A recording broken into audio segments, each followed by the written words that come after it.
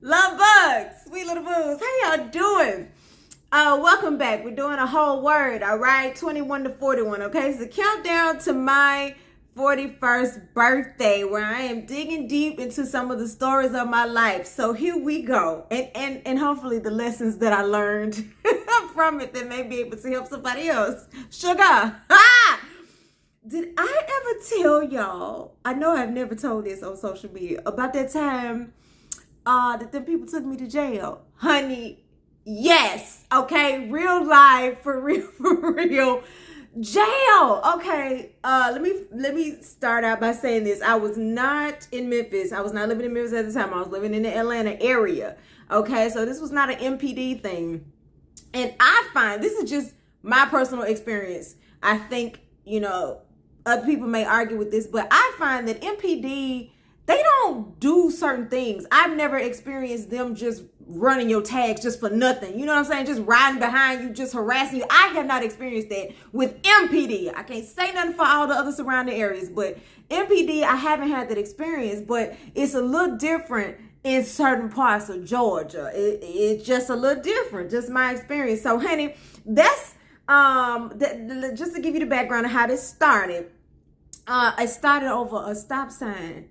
A little old stop sign, y'all. It was one of these days. I was in Douglas County, where I live. There's some people that already did a deep side just because I said Douglas County. Y'all feel the stress behind that. Shout out to all officers who put their lives on the line for us daily. I absolutely respect y'all. Okay, this is just my story of what happened to me. So Douglas County, they had like a speed trap set up, and it was one of these days where they were just pulling over everybody. They had lines of cars, and they was just giving everybody a ticket. So the officer told me that he think I ran a stop sign. That's literally what he said, And I think that he had been instructed by his supervisor to pull me over. So I'm like, all right, cool, whatever. I'm gonna fight this. I'm gonna go to court. I'm not paying this ticket. Child, looking back on it, I wish I had just paid it, honey. So I went on to court, on the date that was on there, showed up. You speak to the attorney. This is how it works. So it's a whole bunch of people just in this room, and you speak to this attorney. He's like, hey, do you want to pay this ticket or you want a bench trial? I'm like, look, I'm in school. At the time, I was working on my master's. And I said, nah, I want a bench trial. He's like, all right, well, your court date is in December, middle of December. So I said, look, I'm going to be out of town because I was planning to come to Memphis and for the holidays. And he said, well, if you want to change your court date, you got to go downstairs and talk to them about it. Fine. I go downstairs.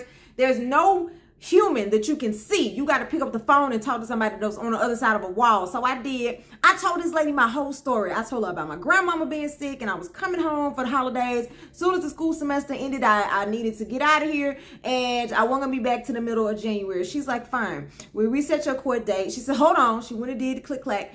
We reset your court date for March 16th. How do I remember that? Anybody that knows me personally knows that my memory is strange like that, okay? I don't know yet if it's a blessing from the Lord or a test from the Lord, but I remember random odd things. I will never forget my court date was changed to March 16th, 2013. All right. So, between her telling me what the new court date was and whoever was supposed to solidify that in the system, the ball somewhere fell and the court date never got changed. So December comes and goes and I don't even know it. My license ends up revoked and I end up, or canceled, whatever it's called, whatever. And I suspended, that's what it's called. And I have a failure to appear in court. I'm thinking I'm good because my court date is supposed to be March 16th. Baby, y'all. So fast forward, it's January. It's the end of January. And me and my cousin, two pretty black girls riding through a rich white neighborhood on a Sunday night around about 7 o'clock. Officer decides to get behind me. Fairly nice car. Officer decides to get behind me, run my tags for no reason, pulls me over. So in Georgia, it's like, I think they just cancel your whole tag. Like they just cancel all your stuff. So he already knew what the deal was. So he pulled me over. He made up some excuse for why he was running my tags in the first place. Oh, you got too close to me when you passed by me. Officer, I saw you. You had somebody else pulled over. Why would I get close to your car? So he's like, oh no, don't worry, just give me your ID. So he takes my ID, he comes back, he says, you have a failure to appear in court. I'm like, that's impossible because my court date's not till March 16th. He's like, well, I'm sorry, I gotta take you in. In where? Around the waist? Explain to me what you mean in. No, you're under arrest. So this man's like, step out of the car, okay, y'all. I'm from Memphis. I ain't nothing like no thug, okay? I'm a little tough. I'm a little rough around the edges. But when it comes to talk about some jail and some crimes and things like that, I'm as green can be. You understand? So this man takes me out of the car and starts reading me my rights, y'all. Tears, panic, pandemonium, chaos. My cousin is like, BJ, just calm down. I'm like, I can't calm down, y'all. It was a nightmare. So this man slaps these cuffs on me, baby.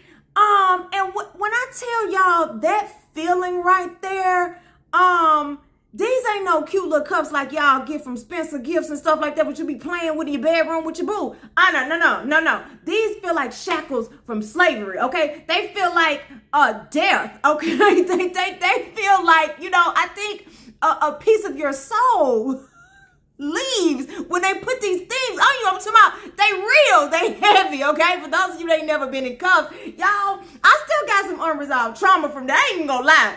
I don't do nothing with no handcuffs, and I don't play with no police officers to this day, okay? I'm not afraid of officers. I do feel safe around officers. It took me a while to get back to that place. But honey, I don't play by no handcuffs. Dear future husband, don't come here with that. If you're the type of man that you got to tie somebody up and you got to put somebody in some handcuffs, I am not your wife. Go tell the Lord you need somebody else, because I'm not the one that's a real good way for you to end up divorced. I'm not even playing about that, okay? Y'all, when I get a boyfriend, y'all better show him this video and tell him don't propose to me by playing no pranks with no cops. I don't do that.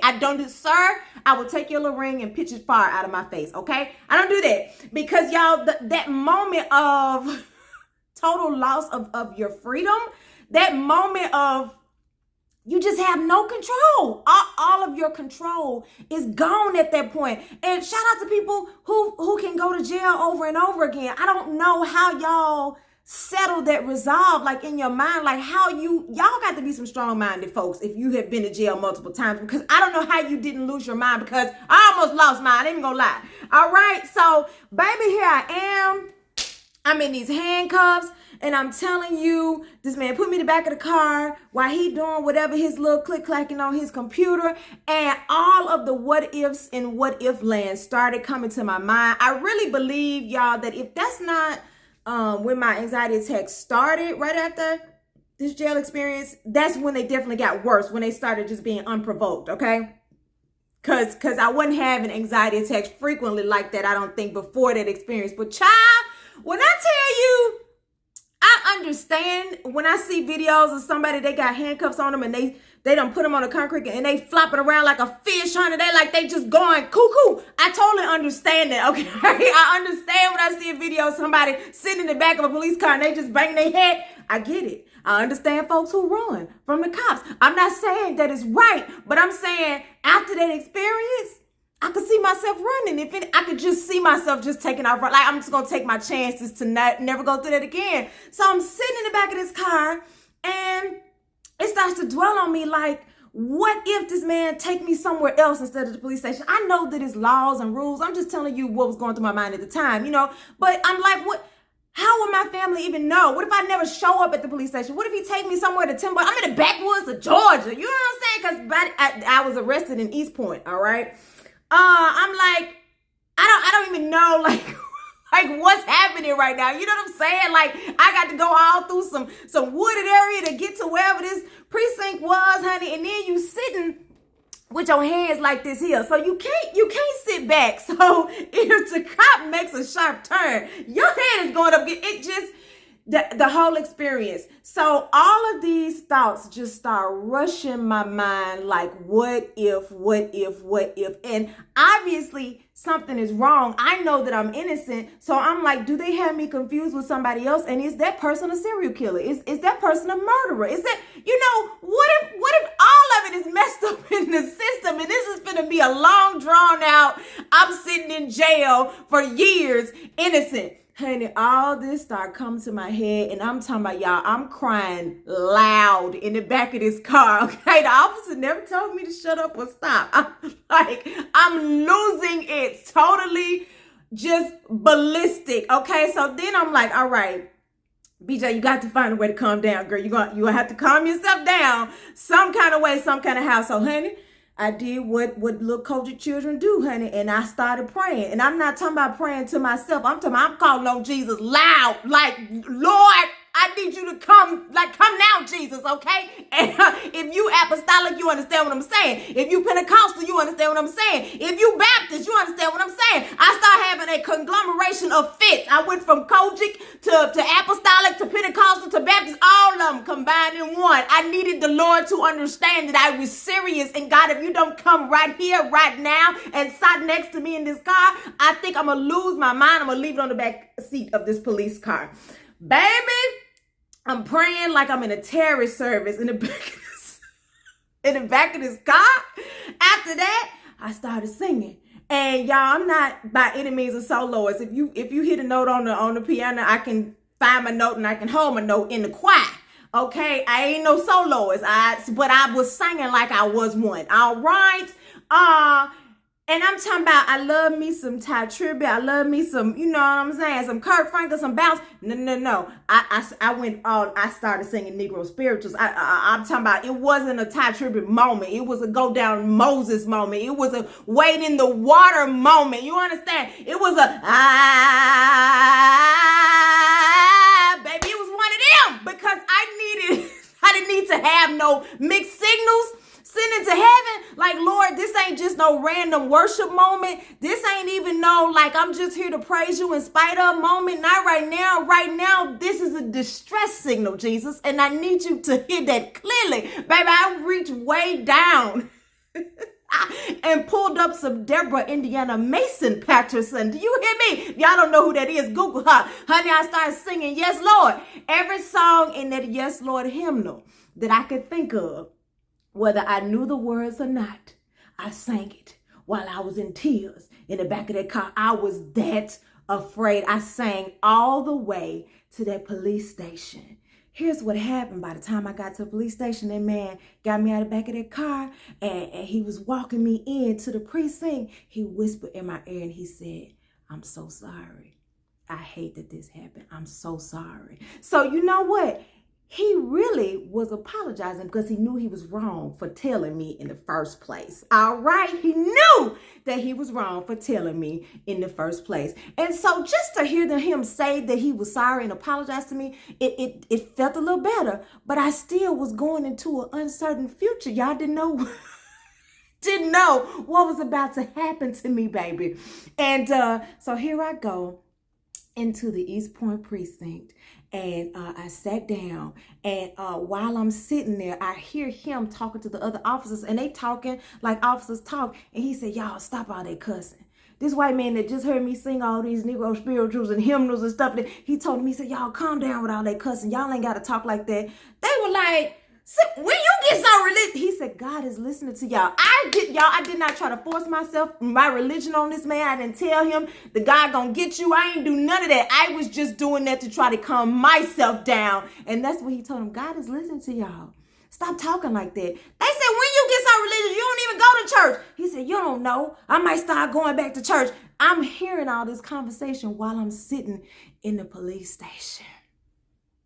I think I'm going to do part 2. Y'all come on back. I'm going to tell you the rest, baby. That was stop 1 of 3. Okay? Let me just let you in on this. This started on a Sunday night at about 7 o'clock. And I didn't get home until Tuesday morning at 7 a.m. I took a tour of the inside of 3 jails. But let me tell you this.